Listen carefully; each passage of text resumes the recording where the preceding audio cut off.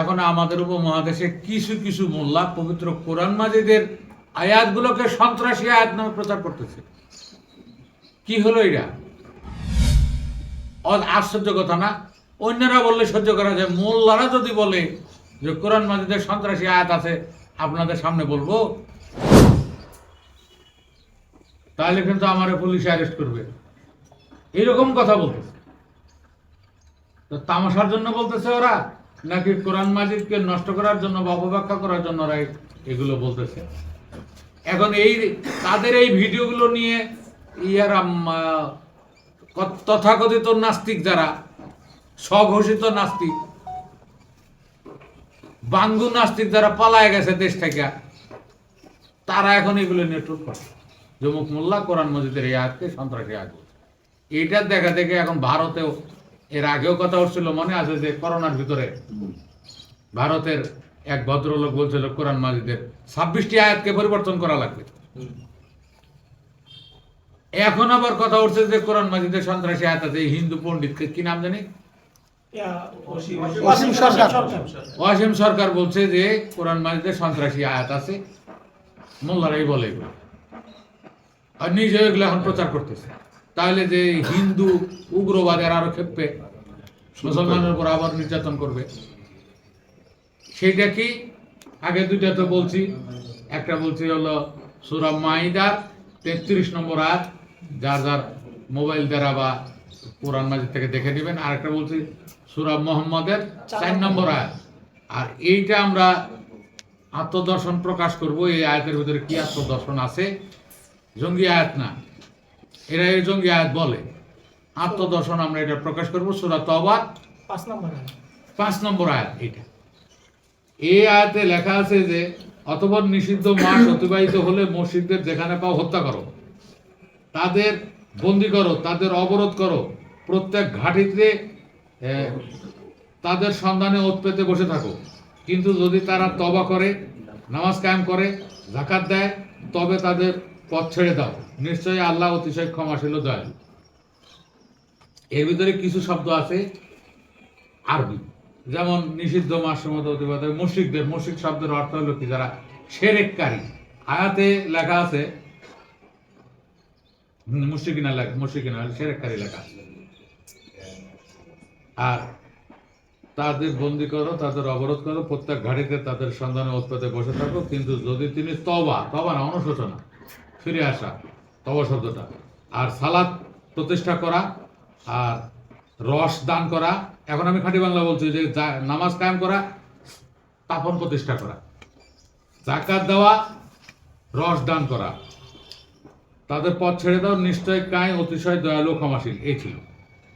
তাহলে বোঝা গেল যে এই আয়াতটা সাধারণ মানুষ মনে করছে যে মুশরিক মানে যারা এই মুসলমানদের প্রচলিত বাংলাদেশি বানানো কালেমাগুলো বিশ্বাস করে। তারা কেউ 5 কালেমা, কেউ 6 কালেমা, কেউ 7 কালেমা, 8 কালেমা এগুলো বানাইছে। তো কালেমার শব্দগুলো তো একরকম না, পবিত্র কোরআন মাজিদ থেকে একটা কালেমাও আসে না। এগুলো সবই তাদের মাযহাবী বানানো, বানায় ওরা এটাকে কালেমা বলছে। আর কালেমা শব্দের অর্থ কথা, কালেমা শব্দের অর্থ হলো চিহ্ন। যারা এই 5টা কালেমা মানবে তারা হলো মুসলমান, আর যারা 5টা কালেমা মানে না এরা হলো মুশরিক। এইটা হলো আলিয়া মাদ্রাসা, কমিয়া মাদ্রাসার সাধারণ ধারণা।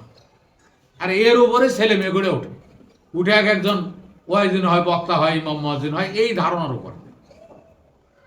তাদের যে ধারণা, সেই ধারণার মুশরিক হলো তারাই যারা তাদের এই কালেমা মানে না, তাদের এই আকীদা মানে না। আকীদা মানে হলো বিশ্বাস। আকীদা মানে কি? বিশ্বাস। এই বিশ্বাস যারা মানে না তাদেরকে ওরা মুশরিক বলে। তো তাদের ধারণায় মুশরিক কারা? হিন্দু, বৌদ্ধ, খ্রিস্টান। তাদেরকে ধরো আর মারো, এটা কি কোরআন বলে? না।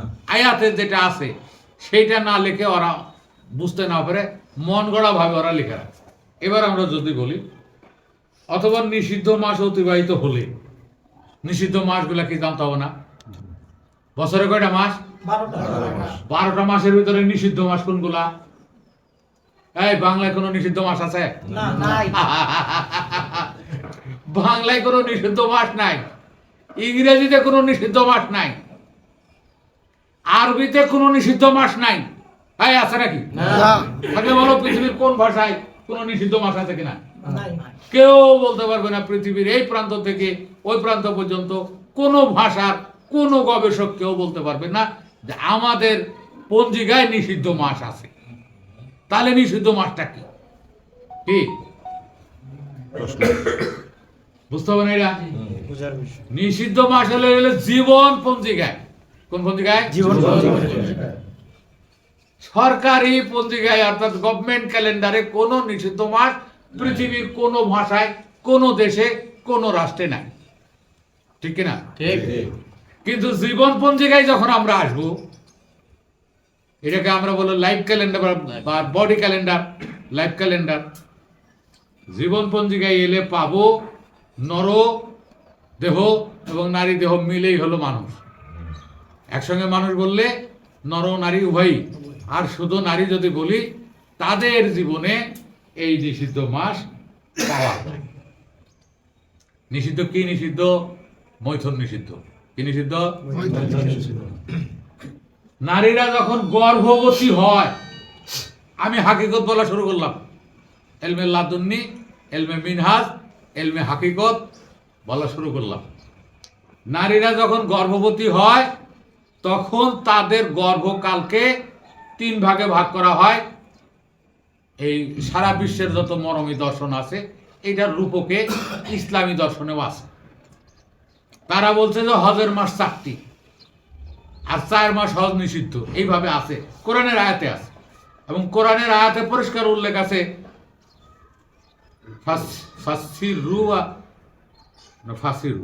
ফাসিরু ফিল আরদি আরবায়াতা আশুরা। তোমরা 4 মাস পৃথিবীতে ভ্রমণ করো।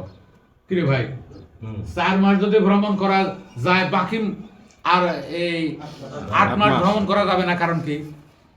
এই পৃথিবীটা তো ছোট না, তো 4 মাস ভ্রমণ করা যাবে আর 8 মাস ভ্রমণ করা যাবে না। কারণটা কি? এটাও পৃথিবীর কোনো ভাষায়, কোনো দেশে, কোনো পঞ্জিকায় নাই যে এই 4 মাস ভ্রমণ করা যাবে আর বাকি মাসগুলো ভ্রমণ করা যাবে। আছে নাকি এরকম? তাহলে এইটাও জীবন পঞ্জিকা। পৃথিবীতে ভ্রমণ করো 4 মাস, এটাও জীবন পঞ্জিকা। সরকারি পঞ্জিকা দ্বারা মিলবে না, মিলবে না, মিলবে না। অতএব আপনারা যেই বা মাদ্রাসার বারান্দা ঘুরে আসেন আর যতই রং বেরঙের পোশাক পরে জোকারি করেন, মোকারি করেন, জীবন পঞ্জিকা ছাড়া আপনি মিলাইতে পারবেন না। এই জন্যই আপনার বাচ্চা কাচ্চারা ওই যে কি বলা হয়, ওই নাস্তিকরা, তথাকথিত নাস্তিকরা মোল্লাদের ট্রোল করে। কারণ ওরা যেমন কথা বলে একেবারে বালখিল্য তুল্য, অর্থাৎ বাল স্বরূপ আর কি, বালক সুলভ কথা বলে, যা আটকায় যায়, পদে পদে আটকায় যায়। শিশু সুলভ কথা বলে, এই কথাগুলা বাচ্চা কাচ্চারা আটকায় দেয় এই মোল্লাদের। ঠিক এইরকম একটা কথা। তাহলে নিষিদ্ধ মাস অতিবাহিত, নিষিদ্ধ মাস হলো একটা নারী যখন গর্ভবতী হয় প্রথম 4 মাস সে দৈহিক মৈথুন করতে পারে। পরের যে 2 মাস এটা ইচ্ছাধীন করতেও পারে, নাও পারে। পরের যে 4 মাস অর্থাৎ 7 থেকে 10, এই 4 মাস মানে নারী গর্ভবতী নারীর সঙ্গে স্বামীর দৈহিক মিলন কষ্টকর, এই জন্যে সম্পূর্ণ নিষিদ্ধ। তাহলে নিষিদ্ধ মাস যদি অতিবাহিত হয়, এই 2-4 মাস নিষিদ্ধ ছিল, তারপরে বাচ্চা প্রসব হলো। বাচ্চা প্রসব হওয়ার পরে আরো 2 মাস জরায়ু রেডি হইতে সময় লাগে। তাহলে 12 মাসে 1 বছর চলে গেল। এইবার যারা মৈথুনের শুক্রপাতকারী, যারা মানব বীর্যকে তুচ্ছ তাচ্ছিল্যভাবে যত্রতত্র অপব্যয় করে, এদেরকে যেখানে পাও, তোমাকে যদি মৈথুনের আহ্বান জানায়, মৈথুনের জন্য কাছে ডাকে, স্ত্রীও যদি হয় স্বামী কাছে ডাকে, তাহলে এই জায়গায় আমরা আরেকটা উদাহরণ দিতে পারি। মহাভারতের নায়ক শ্রীকৃষ্ণ অর্জুনকে বলছে, অর্জুন, পাপীদের যেখানে পাও সেখানে হত্যা করো। অর্জুন বলছে যে প্রভু, আমার স্বজনরাই তো পাপী। শ্রীকৃষ্ণ বলছে যে তোমার স্বজন হলো পাপীদেরকে হত্যা করতে হবে, তাদেরকে ছাড় দেওয়া যাবে না। তাহলে পাপীকে আমার স্বামী, পাপিকে আমার ভাই, পাপিকে আমার ভগ্নিপতি, পাপিকে আমার প্রতিবেশী। এরা পাপি কারা? পাপি হলো তারা সন্তান রূপে জন্ম নেওয়ার আকাঙ্ক্ষা ব্যতীত যারা মৈথুনে জনন পথে শুক্রপাত করে, এরাই হলো পাপি। এটা বিবাহিত স্ত্রী হোক আর মোতা বিবাহের কন্ট্রাক্ট স্ত্রী হোক আর লিভ টুগেদারের স্ত্রী হোক বা পার্টনারশিপ হোক, যেইভাবেই হোক, কেন তুমি মানব বীজ নষ্ট করো, এটার তো কোনো জবাব নেই। এটা সংরক্ষণের বিষয়, এটা যত্ন নেওয়ার বিষয়। তুমি যত্র নষ্ট করতেছো। অর্জুনকে বলছো, অর্জুন হলো জরায়ুমুখ। অর্জুন কে? এই ধরে বলো। নারীদের জরায়ুমুখ হলো অর্জুনের প্রায়োগিক ক্ষেত্র। অর্জুন এর প্রায়োগিক ক্ষেত্র হলো নারীদের জরায়ুমুখ। আর এইটার আরবি শব্দটা হলো মুসা। নবী মুসা, হযরত মুসা, এটার প্রায়োগিক ক্ষেত্র হলো জরায়ুমুখ। জরায়ুমুখকে বলা হইতেছে তোমার কাছে পাপীরা এলে তাকে আর ছাড় দিও না, ধরো, হত্যা করো। যেহেতু তোমার স্বামীও লম্পট পাপী, যেহেতু তোমার ভগ্নিপতির লম্পট, অয় পাপী, তোমার ভাই এটা লম্পট, এটাও পাপী, স্বজনদের হইলে হত্যা করতো। একই কথা। নিষিদ্ধ মাস অতিবাহিত হলে, নিষিদ্ধ মাস হলো 7 থেকে 10, গর্ভবতী 7 থেকে 10। বডি ক্যালেন্ডার দিয়ে আলোচনা হচ্ছে, গভর্নমেন্ট ক্যালেন্ডারে মিলে নেই কিন্তু অল ওভার ওয়ার্ল্ডে। তাদের যেখানে পাও হত্যা করো, তাদের বন্দি করো। বন্দি করো মানে হত্যা করার পরে, শুক্রপাত করার পরে শুক্রাণু নিয়ে গর্ভে যায়, বাচ্চা রূপে, সন্তান রূপে 10 মাস বন্দি করে রাখে। বন্দি করো তাদের অবরোধ করো। একই, তাদের প্রত্যেক ঘাটিতে তাদের সন্ধানে ওত পেতে বসে থাকো। তার ঘাটি হলো একটাই। আর নারীদের বিশেষাঙ্গকে বা গোপনাঙ্গকে ঘাটি বলা হয়েছে অনেক আয়াতে আছে, পবিত্র কোরআন মাজিদের অনেক আয়াতে আছে। এই জায়গায় একটা জায়গায় বলা আছে কি,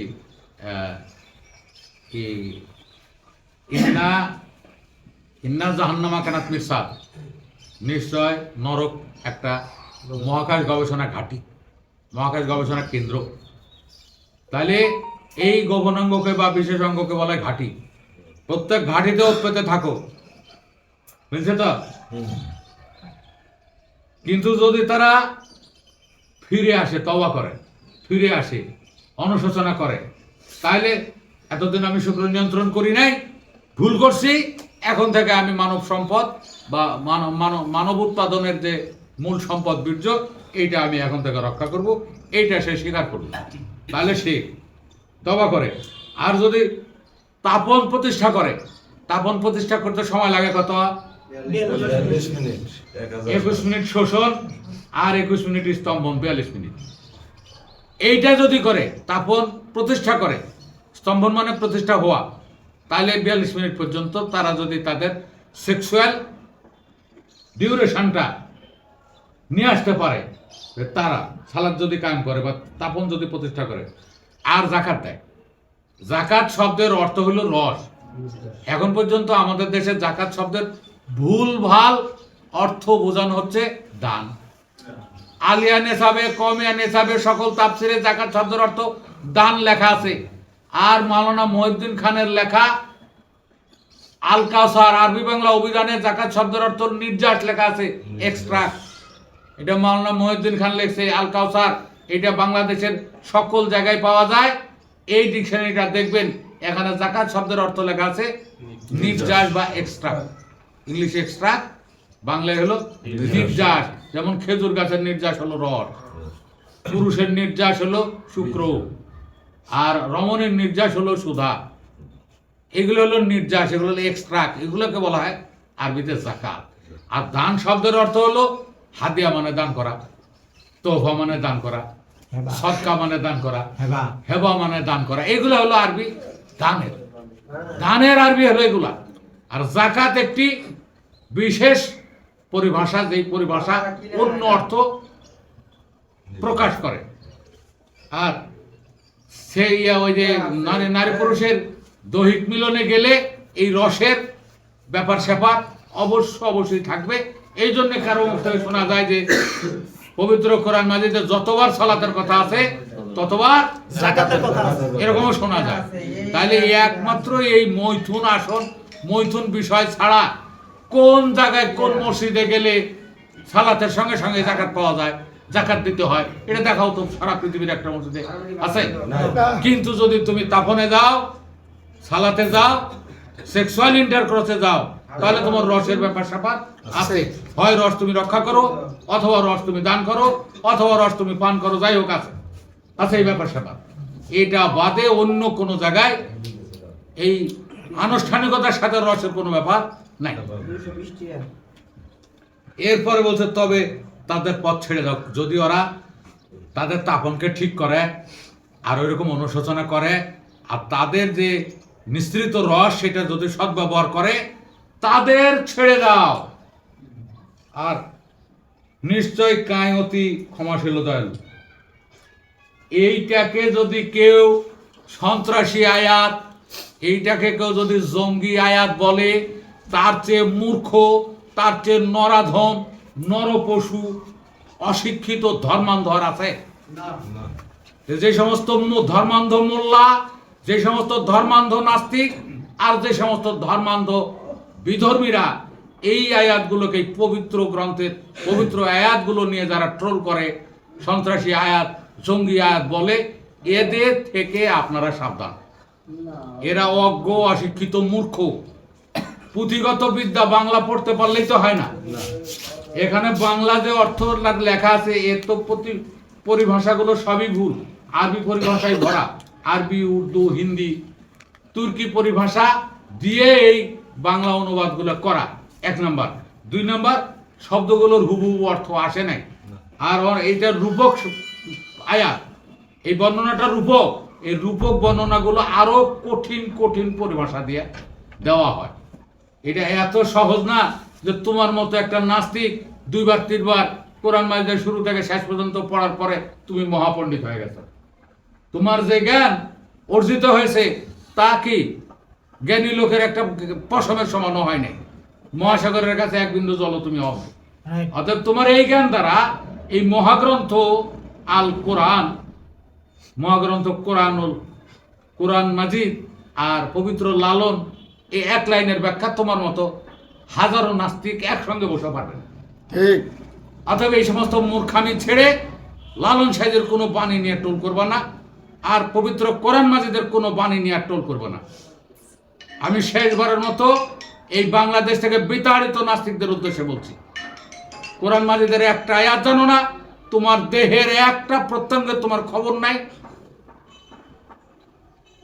ধর্মান্ধ, মূর্খ, তোর নিজের অপারেটিং সিস্টেম তুই জানিস না। আর এই পবিত্র আয়াতগুলোকে তুই বলবি যে এইগুলো সন্ত্রাসী আয়াত, জঙ্গি আয়াত। এই জায়গা থেকে তোমাদেরকে সরে আসতে হবে। আর আমার সামনে যারা বসে আসার দূরে থেকে যারা ভিডিও দেখছো, সবাই এই নাস্তিকদের সকল চ্যানেলকে আনসাবস্ক্রাইব করে বের হয়ে যাও।